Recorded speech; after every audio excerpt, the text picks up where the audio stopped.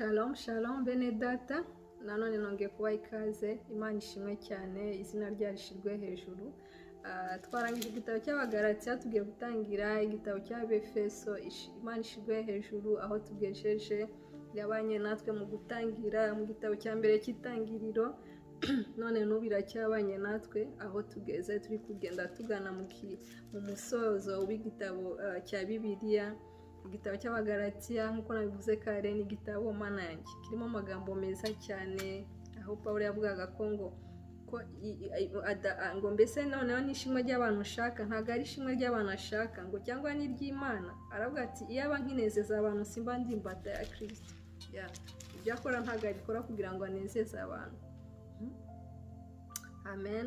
Nabambanywe na Kristo ngo ariko ndiho, nyamara si jye uriho ahubwo ni Kristo uriho muri jye. Ibyo nkora byose nkiriho mu mubiri mbikoreshwa no kwizera umwana w'Imana wankunze akanyitangira. Amen. Ngo simpindura ubusa ubuntu bw'Imana, kuko niba gukiranuka kuzanwa n'amategeko Kristo aba yarapfiriye ubusa. Afite amagambo afasha cyane. Arongera aratubwira ko twese turi abana b'Imana, avuga ngo mwese muri abana b'Imana mubiheshejwe no kwizera Kristo Yesu. Iyo wizeye Kristo Yesu uba ubaye umwana w'Imana. Ese bene data ikindi twifuza?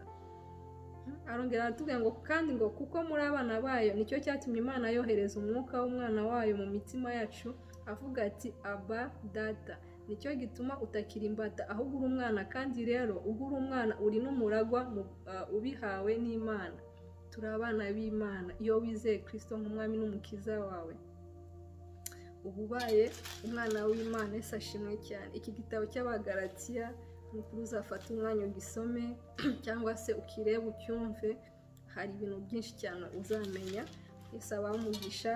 Tugiye gutangira n'urwandiko Pawulo yandikiye Abefeso, igice cya mbere.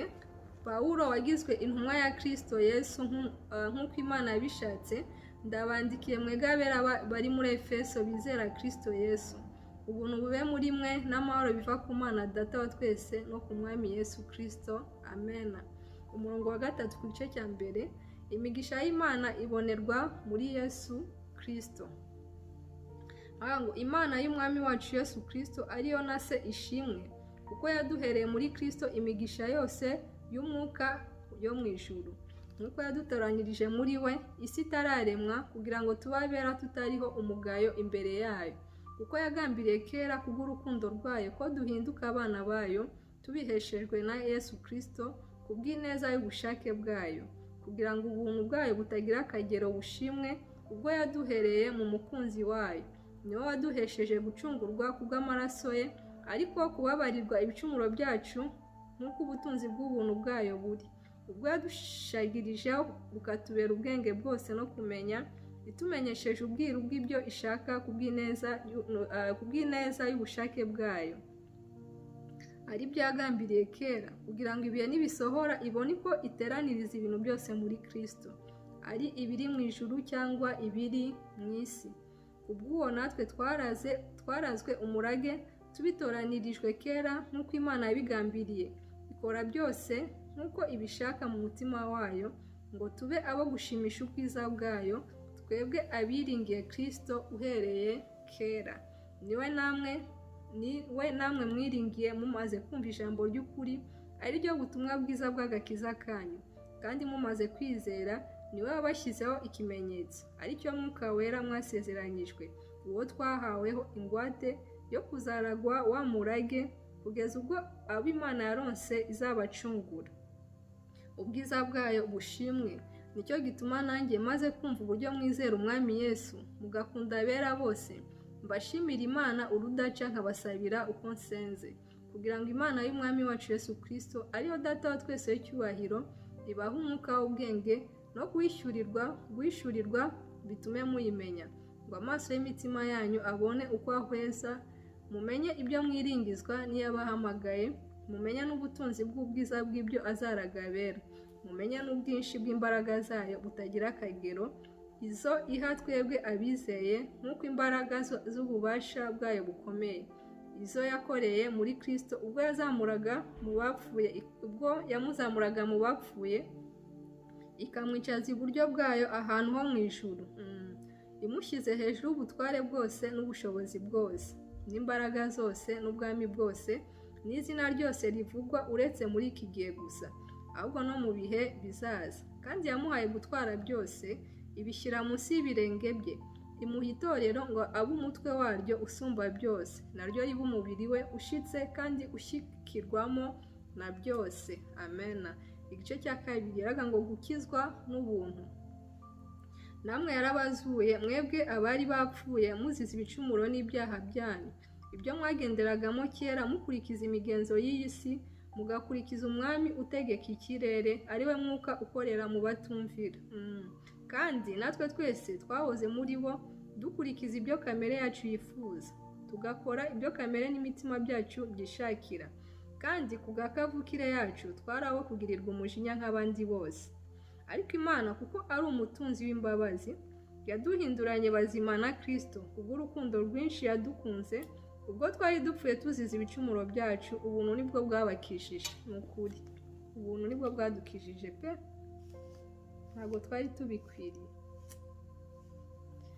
Nuko ituzurana nawe, itwicaranya nawe mu ijuru mu buryo bw'umwuka, turi muri Kristo Yesu, kugira ngo mu bihe bizaza izerekane ubutunzi bw'ubuntu bwayo buhebuje byose. Itugirira neza muri Kristo Yesu. Mwakijijwe n'ubuntu kubwo kwizera, ntibyavuye kuri mwe, ahubwo ni impano y'Imana. Ntibyavuye no ku mirimo kugira ngo hatagira umuntu wirarira, kuko turabo yaremye ituremeye imirimo myiza muri Kristo Yesu, iyo Imana yiteguriye kera kugira ngo tuyigenderemo. Amena.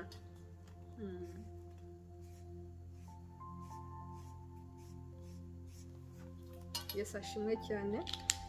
Umurongo wa 11 ku gice cya karaga ngo abanyamahanga n'abayuda ni bamwe muri Kristo. Nuko mwibuke yuko kera mwebwe abanyamahanga ku mubiri, abo abakebwe n'intoki ku mubiri bita abatakebwe, mwibuke ko icyo gihe mwari mudafite Kristo, mutandukanijwe n'ubwisiraheli, muri abashyitsi ku masezerano y'ibyasezeranyijwe, ari nta byiringiro mufite by'ibizaba, ahubwo mwari munsi mudafite Imana, ahubwo mwari mu isi mudafite Imana rurema. Ariko none kuko muri Kristo Yesu, mwebwe abari kure kera mwigishwe hafi n'amaraso ya Kristo. Haleluya. Uwo ni we mahoro yacu, kuko yahinduye twebwe ababiri kuba umwe, akuyeho ubwanzi, aribwo rusika rwari hagati yacu rutugabanya. Amena. Amaze gukuzaho amategeko y'iby'imihango umubiri we, kugira ngo babiri babarememo umuntu umwe mushya muri we, ngo azane amahoro atyo, kandi ngo bombi abagire umubiri umwe, abungishe n'Imana umusaraba awucishije bwa bwanzi. Haleluya. Amen.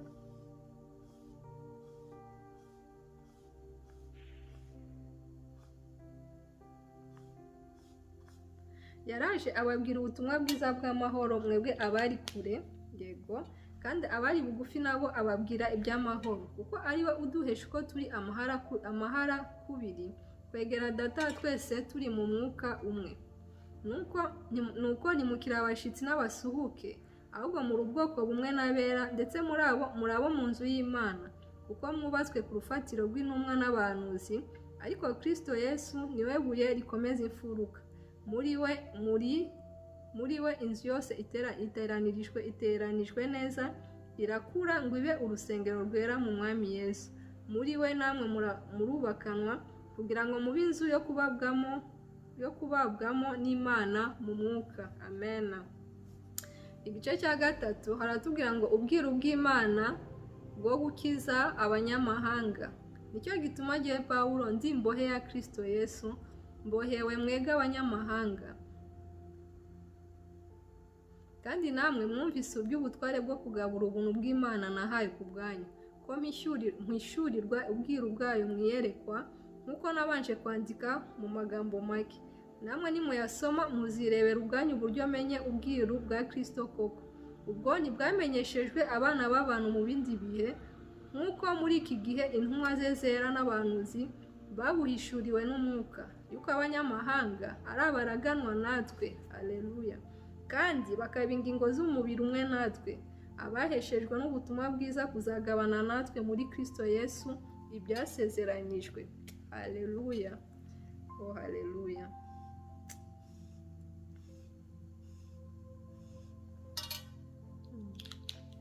nanjye nahindutse umubwiriza wabwo nk'uko impano iri y'ubuntu bw'Imana iyo naheshejwe n'imbaraga zayo zinkoreramo. Nubwo noroheje cyane hanyuma y'abera bose, nahereye ubwo buntu kugira ngo mbwirize abanyamahanga ubutumwa bwiza bw'ubutunzi bwa Kristo butarondoreka, njijure bose ngo bamenye uburyo iby'ubwiru bikwiriye kugenda, aribwo bwahishwe n'Imana yaremye byose uhereye kera kose, kugira ngo muri iki gihe abatware n'abafite ubushobozi bwo mu ijuru mu buryo bw'umwuka bamenyeshwe n'itorero ubwenge bw'Imana bw'uburyo bwinshi, nk'uko yabigambiriye kera kose muri Kristo Yesu umwami wacu. Muri we nimo duherwa ubushizi bw'amanga ngo twegere Imana dushize ubwoba, tubeshejwe n'uko tumwizeye. Nicyo gituma mbinginga ngo mudacogozwa n'amakuba yanjye yo ku bwanyu, kuko ariyo cyubahiro cyanyu. Amena. Igice cya 14 ku murongo wa 3 baravuga ngo Pawulo asabira Abefeso. Nicyo gituma mfukamira Data wa twese, uw'imiryango yose yo mu ijuru n'iyo mu isi yitirirwa, ngo abahe nk'uko ubutunzi bw'ubwiza bwe buri gukomezwa cyane mu mitima yanyu kubw'umwuka we, kandi ngo Kristo ahore mu mitima yanyu kubwo kwizera, kugira ngo ubwo mumaze gushorera imizi mu rukundo mukaba mushikamye, muhabwe imbaraga zo kumenyera hamwe n'abera bose ubugari n'uburebure bw'umurambararo n'uburebure bw'igihagararo n'uburebure bw'ikijyepfo bwarwo ubwo ari bwo, mumenye n'urukundo rwa Kristo ruruta uko rumenywa, ngo mwuzuzwe kugeza ku kuzura kw'Imana. Nuko ibasha gukora ibiruta cyane ibyo dusaba ndetse n'ibyo twibwira byose, nk'uko imbaraga zayo zidukoreramo. Icyubahiro kibi cyayo mu itorero no muri Kristo Yesu kugeza iteka ryose ry'ibihe bidashira. Amena. Icyubahiro kibe icy'umwami wacu. Icya kane aravuga ngo ubumwe bwo kwizera. Nuko ndabinginga jyewe imbohe y'umwami Yesu ngo mugende uko bikwiriye ibyo mwahamagariwe, mwicisha bugufi rwose, mufite ubugwaneza bwose no kwihangana, mwihanganirana mu rukundo, mugire umwete wo gukomeresha ubumwe bw'umwuka umurunga w'amahoro. Hariho umubiri umwe n'umwuka umwe, nk'uko mwahamagariwe ikiringiro kimwe cyo guhamagarwa kwanyu. Hariho umwami umwe no kwizera kumwe n'umubatizo umwe. Hariho Imana imwe ariyo Data wa twese, udusumba twese, uri hagati yacu twese, kandi uturimo twese. Ariko umuntu wese muri twe yahawe ubuntu nk'uko urugero rw'impano ya Kristo ruri. Nicyo gituma ivuga iti, amaze kuzamuka mu ijuru ajyana iminyago myinshi aha abantu impano. Ariko iryo jambo ngo yazamutse mu ijuru risobanurwa rite? Ntirigaragaza yuko yabanje kumanuka ikuzimu? Uwamanutse niwe wazamutse ajya hejuru y'amajuru yose kugira ngo asohoze byose. Nuko aha bamwe kuba intumwa ze, n'abandi kuba abahanuzi, n'abandi kuba ababwirizabutumwa bwiza, n'abandi kuba abungeri n'abigisha, kugira ngo abera batunganirizwe rwose gukora umurimo wo kugabura iby'Imana no gukomeza umubiri wa Kristo, kugeza ubwo twese tuzasohora kugira ngo ubumwe bwo kwizera no kumenya umwana w'Imana, kandi kugeza ubwo tuzasohora kuba abantu bashitse bageze ku rugero rushitse rw'igihagararo cya Kristo, kugira ngo tudakomeza kuba abana duteraganwa n'umuraba, tujyanwa hirya no hino n'imiyaga yose y'imyigishirize n'uburiganya bw'abantu n'ubwenge bubi n'uburyo bwinshi bwo kutuyobya, ahubwo tuvuga ukuri turi mu rukundo, dukurire muri we muri byose. Uwo niwe mutwe ari wo Kristo. Kuri uwo niho umubiri wose uteranywa neza, ugafatanywa n'uko ingingo zose zigirirana, nuko igice cyose kigakora umurimo wacyo cyagenewe. Muri Kristo uwo niho umubiri ukura gukura kwawo kugira ngo ukurizwe mu rukundo. Amena. Umurongo wa 17 ugice cya 4 ngo kwera kuzanwa na Kristo ku bapagani bahenebereye. Nicyo gituma mvuga ibi nkabihamya mu mwami yuko mutakigenda nk'uko abapagani bagenda, bakurikiza ibitagira umumaro byo mu mitima yabo. Ubwenge bwabo buri mu mwijima, kandi ubujiji buri muri bo, no kunangirwa kw'imitima yabo byabatandukanyije n'ubugingo buva ku Mana. Kandi babaye ibiti, biha ubusambanyi bwinshi, gukora iby'isoni nke byose bifatanyije no kwifuza. Ariko mwebweho ntimwize Kristo mutyo, niba mwaramwumvise mukigishirizwa muri yo ibihura n'ukuri ko muri Yesu, bibabwiriza iby'ingeso zanyu za kera ko mukwiriye kwiyambura umuntu wa kera uheneberezwa no kwifuza gushukana, mugahinduka abashya mu mwuka w'ubwenge bwanyu, mukambara umuntu mushya waremewe ibyo gukiranuka no kwera bizanywe n'ukuri nk'uko Imana yabishatse.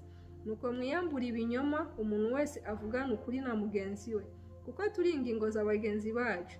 Nimurakara ntimugakore icyaha, izuba ntirikarenge mukirakaye. Kandi ntimubererekere Satani. Uwibaga ntakongere kwiba, ahubwo akora imirimo akoresheje amaboko ibyiza, kugira ngo abone ibyo gufasha umukene. Ijambo ryose riteye isoni ntirigaturuke mu kanwa kanyu, ahubwo uko mubonye uburyo mujye muvuga iryiza ryose ryo gukomeza abandi, kugira ngo riheshe abaryumvise umugisha. Kandi ntimuteze agahinda Umwuka wera w'Imana wabashyiriweho kuba ikimenyetso kugeza ku munsi wo gucungurwa. Gusharira kose n'uburakari n'umujinya n'intonganya no gutukana hamwe n'igomwa byose bibavemo. Mugirirane neza, mugirirane imbabazi, mubabarirane ibyaha nk'uko Imana yabababariye muri Kristo. Igice cya 5 kirakomeza. Nuko mwigana Imana nk'abana bakundwa, kandi mugendere mu rukundo nk'uko Kristo yadukunze akatwitangira kuba ituro n'igitambo cy'Imana n'umubabwe uhumura neza. Ariko gusambana n'ibyonona byose no kurarikira ntibikavugwe rwose muri mwe nk'uko bikwiriye abera, cyangwa ibiteye isoni, cyangwa amagambo y'ubupfu, cyangwa amashyengo mabi, kuko ibyo bidakwiriye, ahubwo mushima Imana. Kuko ibi mubizi neza yuko ari nta musambanyi cyangwa ukora ibyonona cyangwa urarikira ari usenga ibigirwamana ufite ibyo azaragwa mu bwami bwa Kristo n'Imana. Ntihakagire umuntu ubohesha amagambo y'ubusa, kuko ibyo ari byo bizanira umujinya w'Imana abatayumvira. Nuko ntimugafatanye nabo, kuko kera mwari umwijima none mukaba muri umucyo mu mwami wacu. Nuko mugende nk'abana b'umucyo, kuko imbuto z'umucyo ari ingeso nziza zose no gukiranuka n'ukuri. Amen. Mushakashake uko mwamenya iby'umwami ashima. Ntimukifatanye n'imirimo y'ab'umwijima itagira umumaro, ahubwo muyihane, kuko ibikorwa nabo rwihishwa biteye isoni no kubivuga. Ariko byose iyo bitangajwe n'umucyo, nabyo ubwabyo bihinduka umucyo, kuko ikimurikiwe n'umucyo cyose gihinduka umucyo. Nicyo gituma bivugwa ngo usinziriye we kanguka uzuke, Kristo abona uko akumurikira. Nuko mwirinde cyane uko mugenda, mutagenda nk'abatagira ubwenge, ahubwo mugende nk'abanyabwenge, mucunguze uburyo umwete, kuko iminsi ari mibi. Nuko ntimukaba abapfu, ahubwo mumenye icyo umwami wacu ashaka. Kandi ntimugasinde inzoga zirimo ubukubaganyi, ahubwo mwuzure umwuka. Mubwirane zaburi n'indirimbo n'ibihimbano by'umwuka, muririmba mucurangira umwami wacu mu mitima yanyu. Mujye mushima Imana Data wa twese kubw'ibintu byose, mubishimira mu izina ry'umwami wacu Yesu Kristo, kandi mugandukirane kubwo kubaha Kristo. Amen. Umurongo wa 22 ku gice cya 5 uraga ngo uko abagabo n'abagore bakwiriye kumererana. Bagore mugandukira abagabo banyu nk'uko mugandukira umwami wacu, kuko umugabo ari we mutwe w'umugore we, nk'uko Kristo ari umutwe w'itorero, ari ryo mubiri we, ni nawe mukiza waryo. Ariko nk'uko itorero rigandukira Kristo, aba ariko abagore bagandukira abagabo babo muri byose. Bagabo mukunda abagore banyu nk'uko Kristo yakunze itorero akaryitangira, ngo aryeze amaze kuryogesha amazi n'ijambo rye, aryishyire rifite ubwiza, ridafite ikizinga cyangwa umunkanyari cyangwa ikintu cyose gisa gityo, ahubwo ngo ribe ryera ridafite inenge. Uko niko abagabo bakwiriye gukunda abagore babo nk'imibiri yabo. Ukunda umugore we aba yikunda, kuko ari nta muntu wakwanga umubiri we, ahubwo yawugaburira akawukuyakuya nk'uko Kristo abigirira itorero, kuko turi ingingo z'umubiri we. Nicyo gituma umuntu azasiga se na nyina akabana n'umugore akaramata, bombi bakaba umubiri umwe. Ibyo ni ubwiru bukomeye cyane, ariko ibyo mvuga byerekeye kuri Kristo n'itorero. Nuko namwe umuntu wese akunda umugore we nk'uko yikunda, kugira ngo umugore nawe abone uko yubaha umugabo we. Haleluya. Mugabo ukunda umugore wawe nk'uko wikunda, iyo ukunda umugore wawe nawe uba wikunda ubwawe. Abagore natwe badusabye kugandukira abagabo bacu. twe kubasuzugura, twe kwishyira hejuru, tukabacira bugufi, tukabubaha, kandi nabo ijambo hano ribasaba kudukunda by'ukuri. Amen. Nicyo gituma umuntu azasiga se na nyina bakajya kuba umubiri umwe, bakabana n'umugore akaramata, bombi bakaba umubiri umwe. Amen. Inshingano y'aburugo. Igice cya 6 kiravuga ngo inshingano y'aburugo. Bana banjye mujye mwumvira ababyeyi banyu mu mwami wacu, kuko ari byo bibakwiriye. Ubaye so na nyoko, iryo ni ryo tegeko rya mbere ririmo isezerano, kugira ngo ubone amahoro uramire mu isi. Namwe base ntimugasharirire abana banyu, ahubwo mubarere mubahana, mubigisha iby'umwami wacu. Namwe bata mujye mwumvira abashobuja bo ku mubiri nk'uko mwumvira Kristo, mububashye muhinda imishitsi, kandi mutaryarya mu mitima yanyu. Ntimukabakorere bakibahagarikiye gusa ngo mumere nk'abanezeza abantu, ahubwo mumere nk'imbata za Kristo, mukore iby'Imana ishaka mubikuye ku mutima. Mubakorere mubyishimiye nk'abakorera umwami wacu, mutari nk'abakorera abantu, kuko muzi yuko umuntu wese iyo akoze ikintu cyiza azakiturwa n'umwami, naho yaba imbata cyangwa umudendezi.